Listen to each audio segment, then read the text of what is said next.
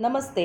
आज दुर्गाष्टमीपासून मी 21 दिवसांची श्रीयंत्रावर लाल चंदनाने अभिषेक करून मी पूजा करणार आहे. तर हे ना लाल चंदन आहे आणि ते ना मी सहाणीवर झरवून त्याचे लाल पाणी करून घेतले आणि त्या पाण्यामध्ये हळद, कुंकू, अक्षता, गुलाबाचं अत्तर आणि गुलाबाच्या पाकळ्या घातल्या आणि श्रीयंत्राला वाहण्यासाठी ना लाल जास्वंदीचे फूल, गुलाब किंवा लाल सदाबहारची फुलं म्हणजे लाल रंगाचीच फुलं लागतात.